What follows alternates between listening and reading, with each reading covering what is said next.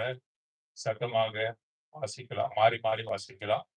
உபாகமத்தின் புத்தகம் 26வது அதிகாரம் 1லிருந்து 11 வசனங்கள் மாறி மாறி நாம் வாசிக்கலாம்.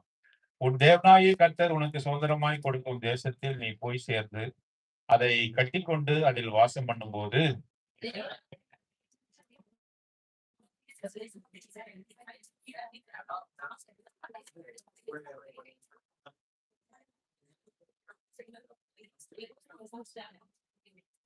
அந்நாட்களில் இருக்கும் ஆசாரியனிடத்தில் சென்று அவனை நோக்கி, கர்த்தர் எங்களுக்கு கொடுத்த நம்முடைய பிதாக்களுக்கு ஆணையிட்ட தேசத்தில் வந்து சேர்ந்தேன் என்று ஏன் என்பாராக.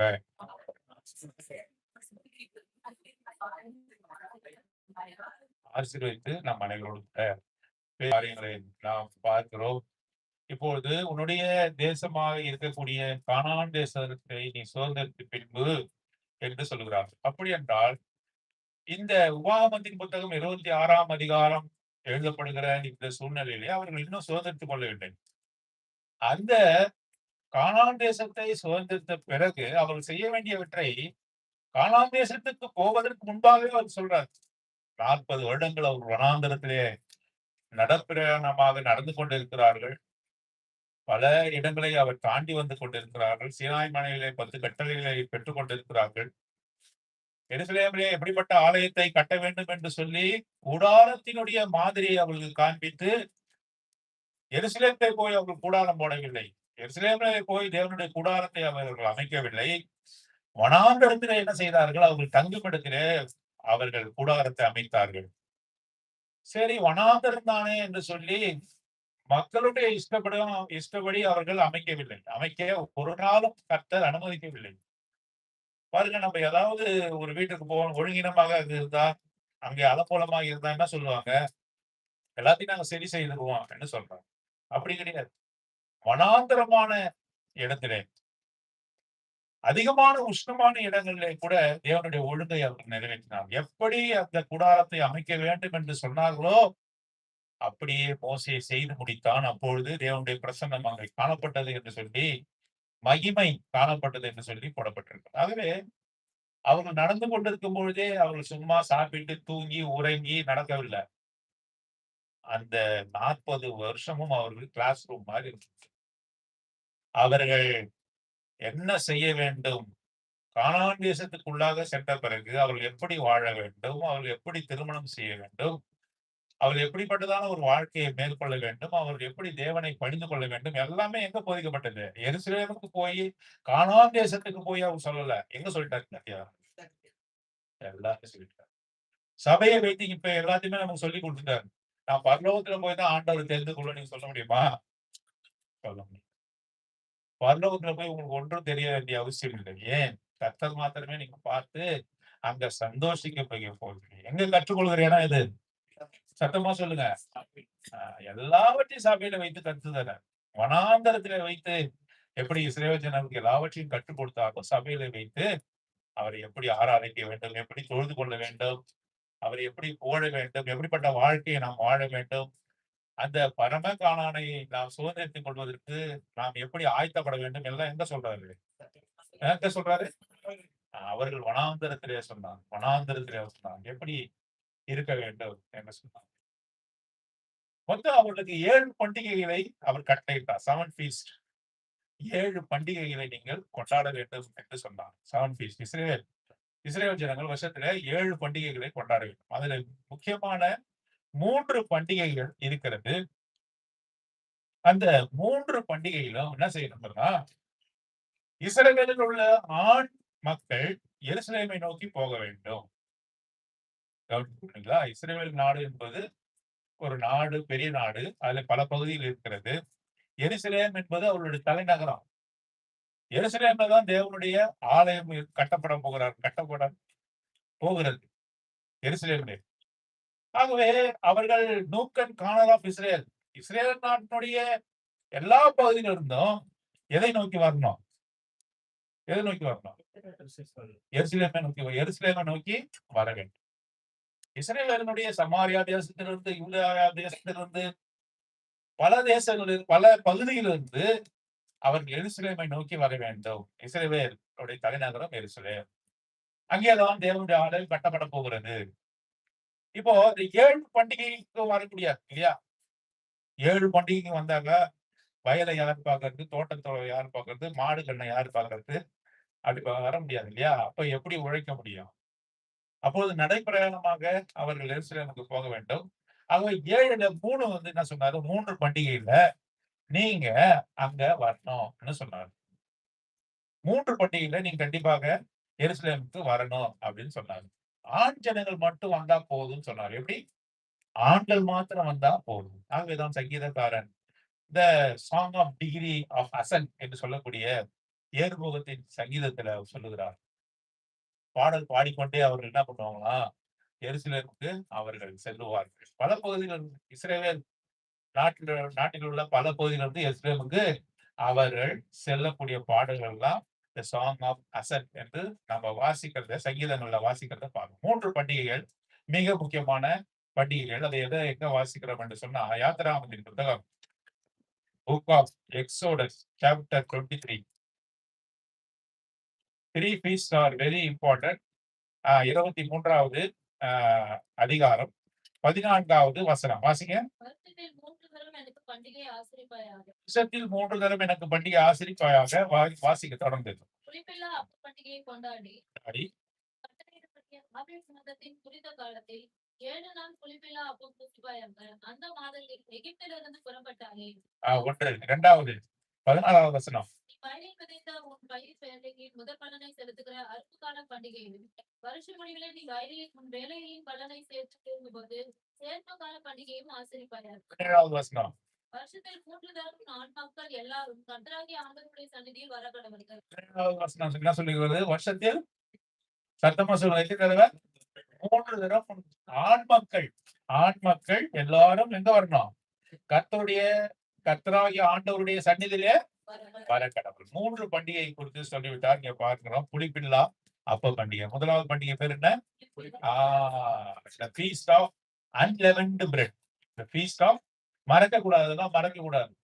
The feast of unleavened bread. புளிப்பில்லா அப்ப பண்டிகை. 2வது பண்டிகை என்னன்னு சொன்னாங்க, நம்ம இங்க வாசிக்கிறோம். 16வது வசனம். நீ வயலில் விதைத்த உன் பயிர் வேலையை முதல் பலனை செலுத்த அறுப்பு கால பண்டிகை அப்படின்னா இந்த feast of first fruit என்று இங்கே போடப்படும். feast of first fruit. 2வது பண்டிகை பேர் என்ன? the feast of first fruit. அறுப்பு கால பண்டிகை. 3வது பண்டிகை என்னன்னு சொன்னாங்க, நீ வயலில் உன் வேலைகளை பலனை சேர்த்து தீர்த்த போது சேர்ப்பு கால பண்டிகை. 3வது பண்டிகை பேர் என்ன? the feast of ingathering. சேர்ப்பு கால பண்டிகை. 3 பண்டிகை சொல்லலாமா? முதல் பண்டிகை பேர் என்ன? புளிப்பில்லா the feast of unleavened bread. 2வது பண்டிகை பேர் என்ன? the feast of first fruit or harvest. அறுப்பு கால பண்டிகை. 3வது பண்டிகை பேர் என்ன? சேர்ப்பு கால பண்டிகை. வருஷத்துல இந்த 3 பண்டிகையில நீ எங்க வரணும்னு சொன்னாக்கா அங்க எருசலேமுக்கு வரணும். இந்த சேர்ப்பு கால பண்டிகை feast of ingathering இன்னொரு பேர் இருக்கிறது. அதுக்கு பேர் தான் என்ன சொன்னாங்க? கூடார பண்டிகை. feast of booths என்று சொல்றாங்க. இந்த feast of ingathering என்று சொல்லக்கூடிய இந்த சேர்ப்பு கால பண்டிகைக்கு இன்னொரு பேர் இருக்குது, feast of booths. இந்த feast of first fruit என்று சொல்றோமே, அதுக்கு இன்னொரு பேர் இருக்குது, feast of weeks என்று அர்த்தம். வாரங்களின் பண்டிகை. மிக முக்கியமான பண்டிகை என்னன்னு சொன்னா the feast of unleavened bread. இங்கே புளிப்பில்லா அப்ப பண்டிகை. இந்த 3 பண்டிகைக்கு எங்க போகணும் நீங்க? எருசலேமுக்கு ஆண் மக்கள் வர வேண்டும் என்று அவருடைய கட்டளையாய். இப்போ ஒரு இஸ்ரவேல் ஜனத்தான் அவனுடைய வீட்டிலே வேலை செய்து நிலத்திலே உழுது அங்கே அவனுக்கு கிடைக்கிற தானியங்கள், பழங்கள் இதனுடைய முதல் பலன் யாருக்கு கொடுக்கணும்? சத்தமா சொல்லுங்க. முதல் பலன் எடுத்து வீட்டுல வச்சுக்கலாமா? என்ன செய்யணும்? முதல் பலன் எங்க எடுத்துட்டு போனோம்? 3 பண்டிகையிடம் அந்த பலனை எங்க கொண்டு போனோம்? தேவனுடைய தேவனுடைய ஆலயம். தேவனுடைய ஆலயத்துக்கு அங்கே இந்த அதனுடைய பலனை கொண்டு போகும். பாருங்க, அதைத்தான் சொல்றார். இந்த ஃபீஸ்ட் ஆஃப் ஃபர்ஸ்ட் ஃப்ரூட்டை குறித்து இந்த அதிகாரங்கள் பேசுகிறது. ஆகவே அவர் என்ன செய்ய வேண்டும் என்று சொன்னால், தன்னுடைய வேர்வை சிந்தி உழைத்து அதனுக்கு ஆண்டவர் கொடுக்கிற அந்த பலன்களை எடுத்துக்கொண்டு எருசலேமுக்கு அவன் செல்ல வேண்டும். எதற்கு எடுத்து செல்ல வேண்டும்? ஆண்டவருக்கு கப்பம் கட்டுவதற்கா? என்ன? ஆஹ் அந்த காணிக்கையானது வலுக்கட்டாயமாக அல்ல, சுதந்திரமாக, சுயமாக, சந்தோஷத்தோடு கொடுக்கும்படியாக அவன் செல்ல வேண்டும். அதுதான் நம்ம இங்க வாசிக்கிறோம். பாருங்க, 11ஆம் வசனத்துல உபாகமத்தின் புத்தகம் 27:11, நீயும் லேவியனும் உன்னிடத்தில் இருக்கிற பரதேசியும் உன் தேவனாகிய கர்த்தர் உனக்கும் உன் வீட்டாருக்கும் அனுகிரகம் பண்ணின சகல நன்மைகள் நிமித்தமும் என்ன செய்யணும்? துக்கப்படி இல்லாதவா? என்னது? ஆராதனைக்கு வரும்போது எப்படி வரணும்? எபிரேயர் 13 நம்ம வாசிக்கிறோம். உன்னுடைய உதட்டின் கனியாகிய ஸ்தோத்திர பலி. நம்ம எதுக்கு வந்திருக்கிறோம்? நம்ம கையில ஏதாவது இந்த கையில 2 கிலோ ஆப்பிள், இந்த கையில 2 கிலோ ஆரஞ்சு கடையில வாங்கி வந்துட்டீங்களா? என்ன வந்திருக்கீங்க? ஆண்டவருக்கு நன்றி செலுத்த வந்திருக்கீங்க. ஆகவே நீங்க என்ன கொண்டு வந்திருக்கிறீங்க? உதட்டின் கனியாகிய உன்னால் வாயை திறந்து அந்த கனியின் பேர் என்ன? அந்த ஃப்ரூட்டின் பேர் என்ன? ஸ்தோத்திர பலி. ஸ்தோத்திர பலியை செலுத்தும்படியாக வந்திருக்கிறாய். நீ அதை துக்கத்தோடு செலுத்தக்கூடாது, கடமையா செலுத்தக்கூடாது, அழுது கொண்டு செலுத்தக்கூடாது. அது எப்படி செலுத்தணும்? இங்க ஆண்டவருக்கு செலுத்தணும். ஆண்டவர் தான் செலுத்த போறான். ஆனந்தத்தோடும் சந்தோஷத்தோடும் என்ன செய்யணும்? செலுத்த வேண்டும். நீயும் லேவியனும் உன்னிடத்தில் இருக்கிற பரதேசியும் உன் தேவனாகிய கர்த்தர் உனக்கும் உன் வீட்டாருக்கும் அனுகிரகம் பண்ணின சகல நன்மைகள் நிமித்தம் உனக்கு கொடுத்திருக்கிற எல்லா நன்மைகள் நிமித்தம் என்ன செய்யணும்? நம்ம என்ன செய்ய வேண்டும்? ஸ்தோத்திரபடி செலுத்த வேண்டும். செலுத்தும்படியாக தேவனுடைய வீட்டிற்கு வர வேண்டும். வீட்டிற்கு வர வேண்டும். சந்தோஷத்தோடு வர வேண்டும். சங்கீதக்காரன் சொல்றான், பாட்டு பாடிக்கொண்டு வர வேண்டும். துக்கத்தோடு அல்ல, சந்தோஷத்தோடு வர வேண்டும். எப்படி நீங்க வந்தீங்கன்னு உங்க முகத்தை பார்த்தாலே தெரிஞ்சீங்க. எவ்வளவு வேதனையோட வந்திருக்கீங்க தெரியுது. சில பேர் பசியோட வந்திருக்கீங்க. சில பேர் வீட்டுல சண்டை நடந்து வந்திருக்கீங்க. ஆனா இங்க எப்படி போடப்பட்டிருக்கிறது? சந்தோஷத்தோடு, மன மகிழ்ச்சியோடு நம்முடைய ஆண்டவருடைய வீட்டிற்கு சென்று உதட்டின் கனியாகிய ஸ்தோத்திர பலியை செலுத்துவேன் என்ற நம்பிக்கையோடு கூட நாம் வர வேண்டும். முதல் பலனை கொண்டு வர வேண்டும். ஆண்டவரை வாரத்தின் முதல் நாள் எது? பிள்ளைகளை பார்த்தா என்ன சொல்லுவாங்க? திங்கட்கிழமை. என்ன சொல்லுவாங்க? ஏன் திங்கட்கிழமை சொல்றாங்க? அவங்களுக்கு ஸ்கூல் அப்பதான் தொடங்குது. ஸ்கூல் தொடங்குறதுனால அவங்க எல்லாம் சின்ன பிள்ளைங்க என்ன இருந்தாங்க? வாரத்தின் முதல் நாள் திங்கட்கிழமை. The first day of the week is Monday. Students thinks like that. ஆனா ஞாயிற்றுக்கிழமை தான் வாரத்தினுடைய முதல் நாள்.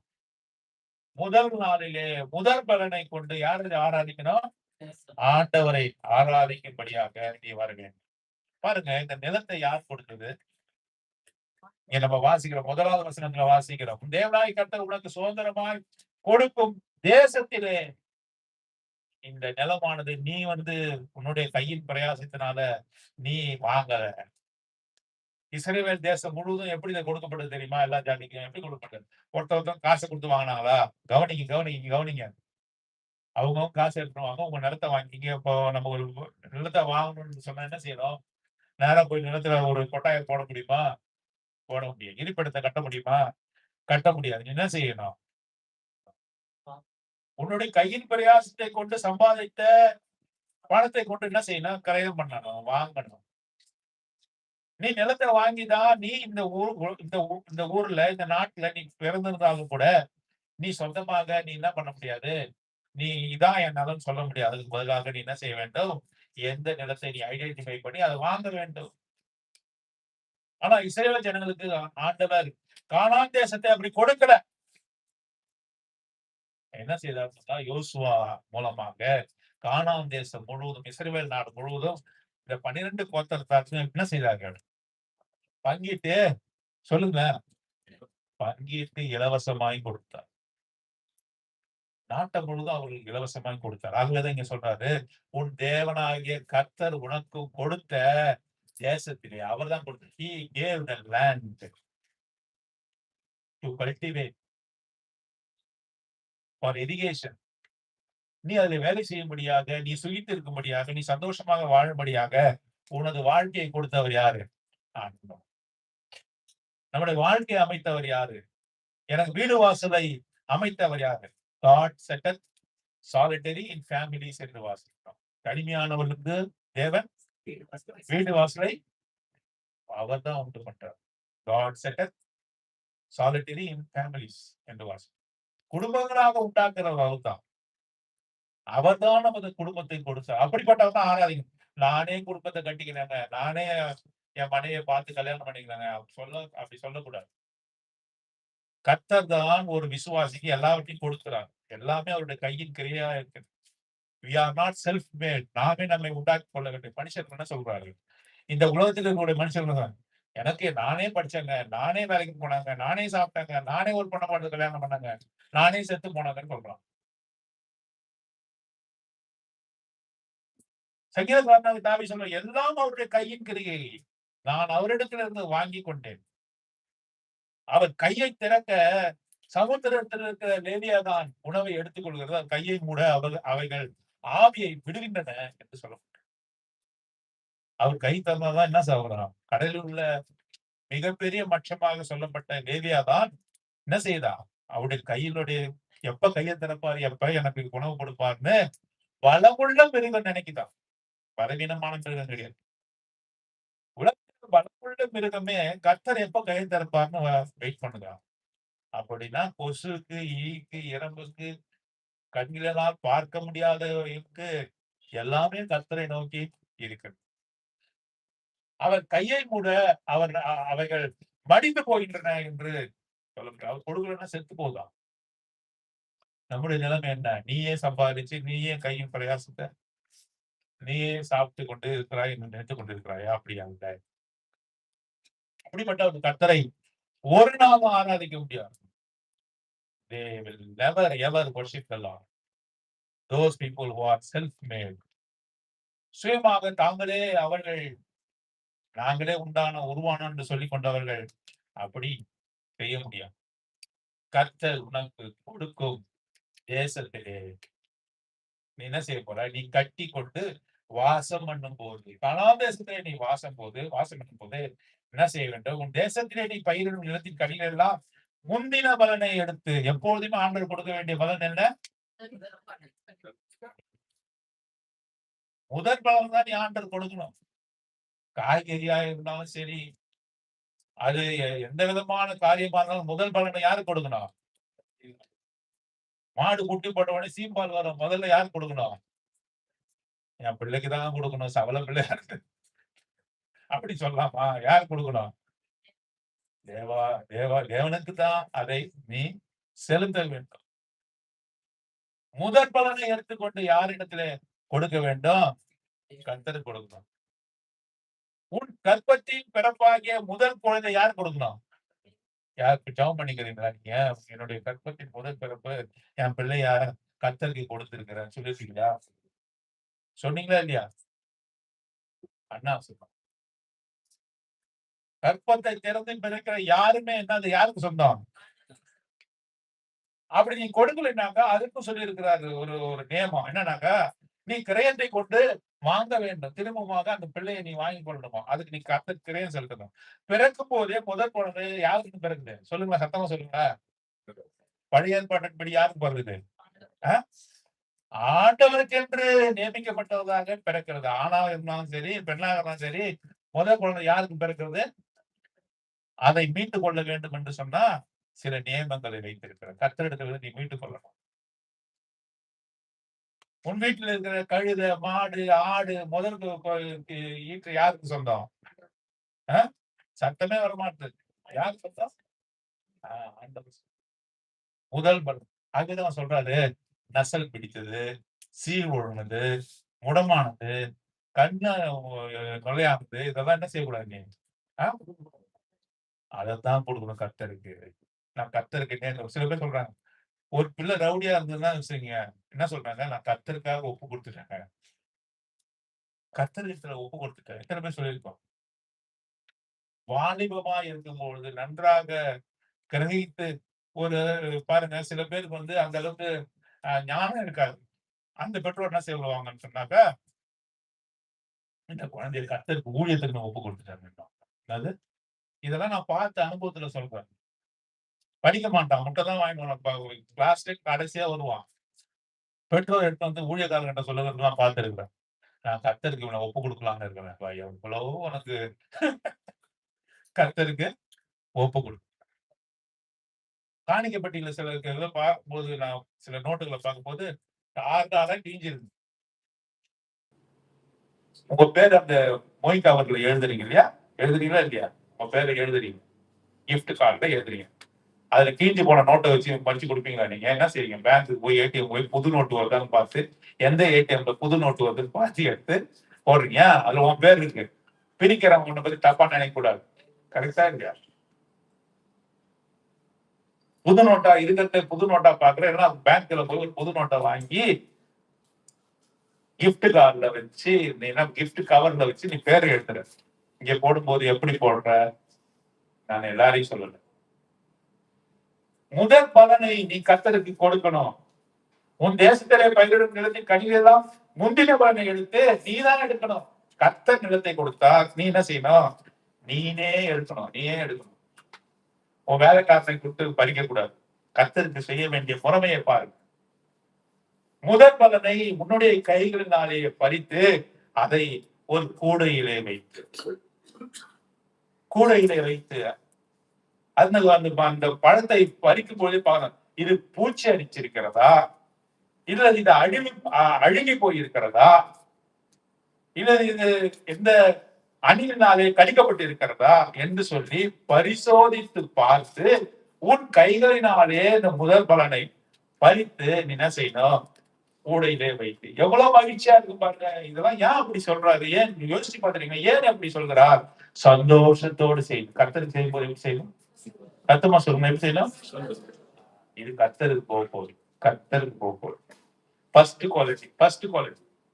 இந்திய தேசத்துல இருக்கக்கூடிய எல்லா ப்ராடக்டும் ஃபர்ஸ்ட் குவாலிட்டி எங்க போகுது? வெளிநாடு. மூணாவது குவாலிட்டி, நாலாவது குவாலிட்டி, இதுதான் எங்க வருது?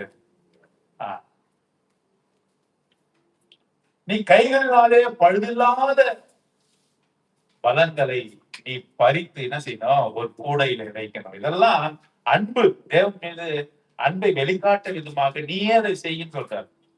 கர்த்தர் கொடுக்க போல நீயே அதை செய், சந்தோஷத்தோட செய் சொல்றாரு. முந்தின பலனை எடுத்து ஒரு கூடையில வைத்து உன் தேவனாய கர்த்தர் நாமும் விளக்கும்படி தெரிந்து கொண்டிருக்கும் ஸ்தலத்திற்கு போய் என்ன செய்யணும்? ஆசாரியன் இடத்திலே கொடுக்கணும். அந்த ஆசாரியர் யார் தெரியுமா? ஆண்டவராகிய இயேசு கிறிஸ்து. நம்ம ஆராதனை யார் மூலமா எடுக்கணும்? பிதாவாகிய தேவனே உமக்கே ஒப்படைக்கிறேன் சொன்னா எதுக்கு வர ஆண்டவர்? யார் மூலமா ஒப்படைக்கணும்? நடுவுல யார் இருக்கிறா? There is only one mediator. ஒரே ஒரு மத்தியஸ்தர் உண்டு. The man Jesus Christ என்று போடப்படுகிறார். மனுஷனாக இயேசு கிறிஸ்துவானவர், ஆசாரியனாக இயேசு கிறிஸ்துவானவர் அங்கே நின்று கொண்டிருக்கிற கூடையிலே நீ வைத்துக் கொண்டு பாடல்களை பாடிக்கொண்டு உன் ரட்சண்யத்தின் மேன்மையை பாடிக்கொண்டு ஆண்டவர் உனக்கு செய்த நன்மைகளை பாடிக்கொண்டு அவருக்கு நன்றி தெரிவிக்கிறமாக உன்னுடைய முதல் பலன்களை எடுத்துக்கொண்டு எருசலேமுக்கு வரும்பொழுது அங்கே யார் நிற்கிறார்? அங்கே பழைய ஏற்பாட்டின் இந்த புத்தகத்தின்படி லேவியன் அங்கே நிற்கிற ஆசாரியர்கள் சென்று அவனை நோக்கி, கர்த்தர் எங்களுக்கு கொடுத்த நம்முடைய பிதாக்களுக்கு ஆணையிட்ட தேசத்தை வந்து சேர்ந்தேன் என்றும் இன்று உங்களுடைய தேவனாய கர்த்தருடைய சன்னிதியிலே அறிக்கையிடுகிறேன் என்று சொல்லி சொல்ல வேண்டும். அப்போது ஆசாரியர் என்ன செய்ய வேண்டும்? நேரத்துக்கு போய் படைக்க முடியுமா? தேவனுக்கு படைக்க முடியுமா? படைக்க முடியும். ஸ்தோத்திர யார் மூலமா செலுத்துறோம்? கவனி இதெல்லாம் எவ்வளவு முக்கியம் பாருங்க. யார் மூலமா செலுத்துறோம்? இயேசு கிறிஸ்துவின் மூலமாக படைக்கிறேன், ஏறெடுக்கிறேன் நல்ல பிதாவே. யாருக்கு? பிதாவுக்கு. யார் மூலமாய்? ஆண்டவராகிய இயேசு. நல்லா புரிஞ்சுக்க. உன்னுடைய ஆராதனைகள், உன்னுடைய ஜபங்கள் தேவனுக்கு தான் செய்கிறோம். யார் மூலமா செய்யப்பட வேண்டும்?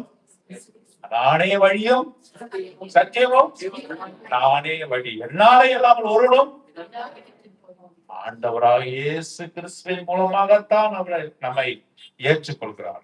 ஆசாரியனிடத்தில் போய் நீ ஒப்படைக்கப்படும் போது அப்போது ஆசாரியத்தில் கூட உன் கையிலிருந்து வாங்கி நீ நேரடியாக கொடுக்க முடியாது. Deuteronomy chapter 26 verse 4. அப்பொழுது ஆசாரியன் அந்த கூடையை கையிலிருந்து வாங்கி அதை தேவனாகிய கர்த்தர் பலிபீடத்திற்கு முன்பாக வைக்க கடவுள். அவன் தான் படைக்க வேண்டும். ஆண்டவராக இயேசு கிறிஸ்து தான் உன்னுடைய ஸ்தோத்திர பலியை தேவனுக்கு செலுத்த முடியும் என்று சொல்லப்படுகிறது. பாருங்க, நீ பலி செலுத்தினா மட்டும் பத்தாது. அங்கே நின்று என்ன பண்ணலாம்? ஓப்பன் ஸ்டேட்மெண்ட் சொல்லணும். Open, you have to tell the truth. You have to recite the truth many number of times. பாருங்க, நீ எப்பொழுதுமே முதல் பலனை செலுத்தும் பொழுது நீ என்ன செய்யணும்? தான் எந்த நிலைமையிலிருந்து வந்தேன் என்பதை ஆண்டவரிடத்திலே பரிசுத்த சந்நிதிக்கு முன்பாக, before the sacrifice table, before the priest, you have to utter it, recite. எந்த நிலைமையிலிருந்து வந்தேன் என்பதை அந்த பலியை படைக்கிறவன் சொல்ல வேண்டும். ஒவ்வொரு வாரமும் நான் ஆராதிக்கணுமா? ஆமா, ஒவ்வொரு ஆராதிக்கணும். ஒவ்வொரு வாரமும் நான் பாவத்திலிருந்து என்னை விடுதலை செய்தீரே. Lord, you have delivered me from the sins. Should I tell every time, each and every time? Yes, you have to tell. என்னுடைய பாவத்திலிருந்து என்னை மீட்டீரே சொல்லணும், சொல்லணும். ஏன் அப்படிப்பட்ட ஒரு விதியை வைத்திருக்கிறார்? அப்படி இல்லைன்னா என்ன பண்ணோம்? நமக்கு பெருமை நிறைந்தவர்கள். நீ சொல்லவில்லை என்று சொன்னா என்ன பண்ணும்? நான் தான்டா எல்லாம் அப்படின்னு. உன்னை சிறுமைப்படுத்திக் கொண்டு, உன்னை தாழ்மைப்படுத்திக் கொண்டு நீ கர்த்தர் முன்பாக சொல்ல வேண்டும். சந்தர்ப்ப சமயம் கிடைக்கும் போதெல்லாம், நான் எகிப்திலே அடிமையாக இருந்தவன், நான் பாவத்திலே அடிமையாக இருந்தவன், அக்கிரமத்திலே அடிமையாக இருந்தவன் என்று நீ கர்த்தருக்கு முன்பாக சொல்ல வேண்டும். ஆராதனையை நான் சொல்ல வேண்டும். ஆண்டவர் அப்படி சொல்லிக் கொடுக்கிறார். ஏனென்றால் நீ மறந்து போகிற ஒரு ஜாதி. மறந்து போகிற மனுஷன் ஈஸியா மறந்துடும். நன்றி கெட்டவர்கள் யார் தெரியுமா? மனுஷர்கள் தான். ஒரு நாய்க்கு நாங்க படிச்சேன், என்னைக்காவது ஒரு நாள், எப்போவாவது ஒரே ஒரு நாள், ஒரே ஒரு வேலை, ஒரே ஒரு பிஸ்கட் கொடுத்தா கூட நினைக்குமா? கவனிச்சிருக்கீங்களா? டாக் உன்னை மறைக்கவே மறக்காது. ஒரே ஒரு பிஸ்கட்டை எப்பயாவது நீ அன்னாடிக்கு செய்ய வேண்டிய அவசியம் இல்லை. இந்த நாய்க்கு அந்த விதமான பண்பை கொடுத்து நன்றி உள்ள நாய் என்று சொல்லப்படுது. மனுஷன் சீக்கிரமா மறந்துடுவான், எல்லாவற்றையும் மறந்துடுவான், அலட்சியப்படுத்துவான். பெருசா செஞ்சுட்டாரு இவர், எனக்கு பெருசா செஞ்சுட்டாரு, அலட்சியப்படுத்துவான். யூ ஹாவ் டு ரிமெம்பர், எங்கிருந்து வந்தேன் என்பதை நீ சொல்லிக்கொண்டே இருக்க. ஏன் சொல்கிறார்? கர்த்தரை நீ மறக்க கூடாது. ஆகவேதான் சொல்றாரு, கர்த்தருக்கு பயப்படும் பயத்தை உன் பிள்ளைகளுக்கு நீ சொல்லிக் கொடுக்க வேண்டும். அவைகள் நீ நெத்தியிலே கட்டிக்கொள்ள வேண்டும், கைகளிலே கட்டிக்கொள்ள வேண்டும். நீ பார்க்கும் பொழுது அது உன்னுடைய பார்வையில இருக்கணும், வசனங்கள் இருக்கணும், கர்த்தர் செய்த நன்மைகள் இருக்கணும். You have to remember the goodness the Lord bestowed unto you. உனக்கு செய்த எல்லா நன்மைகளையும் அங்கே நீ நினைத்து கொண்டே இருக்கணும். முடிந்தெல்லாம் அந்த பாஸ்ஓவர்ல பார்க்கணும். எக்ஸோடஸ் சாப்டர் 12, யாத்திராகமம் 12ஆம் அதிகாரத்துல பஸ்கா இரவில் என்ன செய்யப்படுவாங்க? என்ன செய்ய வேண்டும்?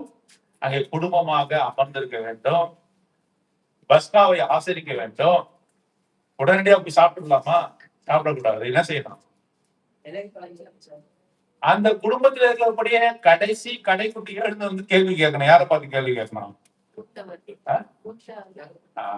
அந்த வீட்டினுடைய மூத்தவரை பார்த்து கேட்கணும். இந்த இரவு மற்ற இரவை விட எப்படி விசேஷித்து? How this night is special from other night.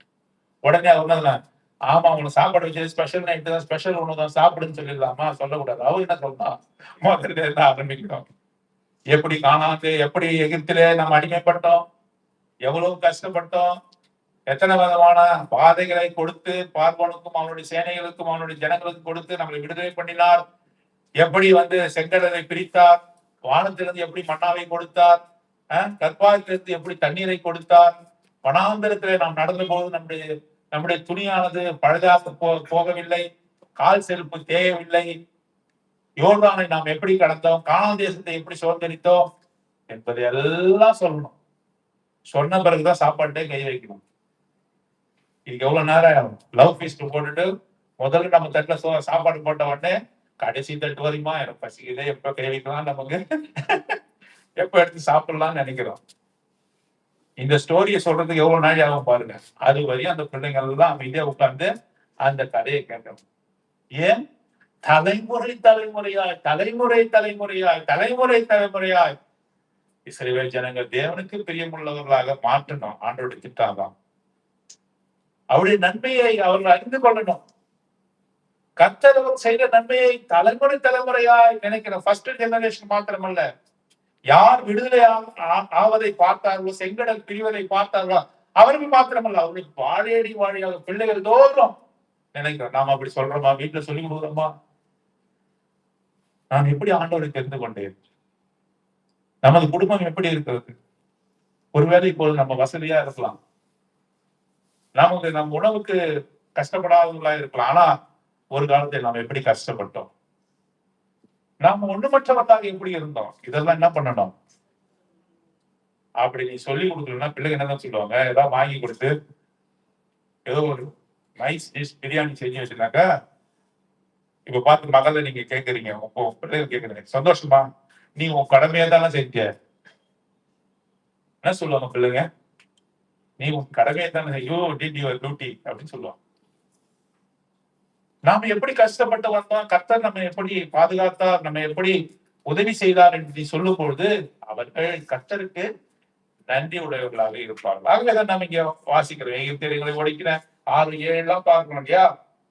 8ஆம் வசனத்தில் எங்களை பலத்த கையினாலும் ஓங்கிய பயத்தினாலும் மகா பயங்கரினாலும் அடையாளங்களும் அற்புதமாலும் எகிப்திலிருந்து புறப்பட பண்ணின தேவன் என்று சொல்லி நான் இங்கே அவர்கள் அந்த பலியை வைத்துட்டு முதல் பலனை வைத்து ஆசாரியர்களை கொடுத்த பிறகு அவர்கள் எல்லாவற்றையும் சொல்ல வேண்டும். பாருங்க, கனிகளின் முதல் பலனை 10ஆம் வசனம், முதல்வரை கொண்டு வந்தேன் என்று சொல்லி அதை உன் தேவனாய கர்த்தருடைய சந்நிதியில் வைத்து உன் தேவனாய கர்த்தருடைய சந்நிதியில பணிந்து திமிரா வரக்கூடாது. நான் தான் கர்த்தருக்கு கொடுக்கிறேனே, நான் கர்த்தருக்கு ஆராதனை செய்தேன், நான் கர்த்தருடைய வீட்டிற்கு நான் பல வேலைகளை செய்கிறேன் என்று சொல்லி திமிர்தனம் வரக்கூடாது, பெருமை வரக்கூடாது.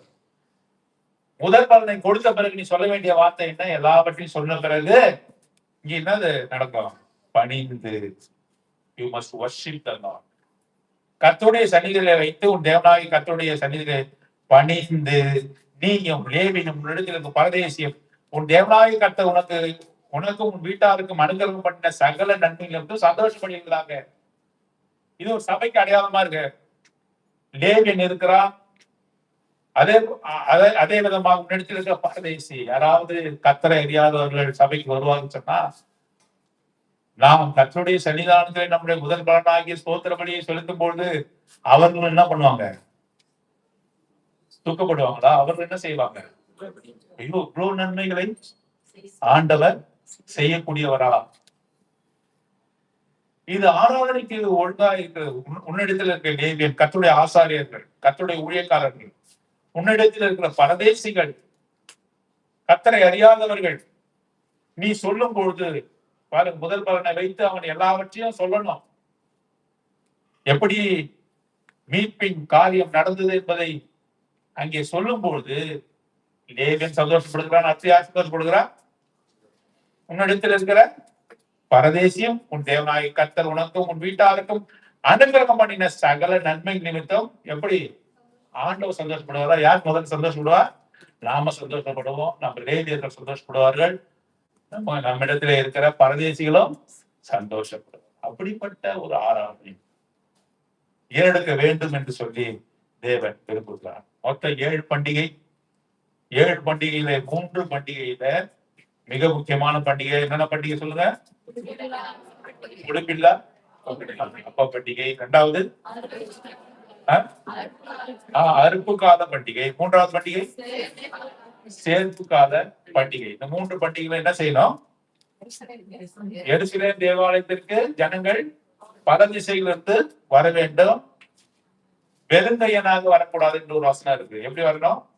வெறுங்கையனாக வரக்கூடாது. முதல் பலன்களை எடுத்துக்கொண்டு வரணும். எடுத்துக்கொண்டு வந்து நேரா படைக்க முடியுமா? எப்படி படைக்கணும்? ஆசாரியனுடைய கையிலே அதை ஒப்படைக்கணும். ஆண்டவராகிய இயேசு கிறிஸ்து பிரதான ஆசாரியர், அவர் கையிலே ஒப்படைத்த பிறகு அந்த உன்னுடைய நீ கொண்டு வந்த காரியத்தை எங்க வைக்கிறாரு? பலிபீடத்துல வைத்த பிறகு அவரே உனக்காக சொல்லுவாரா? என்ன சொல்லணும்? அவர் ஆண்டவராக இயேசு கிறிஸ்துவை நீயே ஆராதிச்சீங்க எனக்காக, அப்படி சொல்ல முடியுமா? சொல்ல முடியாது. நாம என்ன செய்யணும்? ஆராதிக்க வேண்டும். எப்படிப்பட்ட சூழ்நிலை என்னை மீட்டெடுத்தார்? பாவியாகிய நான் மனம் திரும்புவதற்கு ஆண்டவர் என்ன செய்தார்?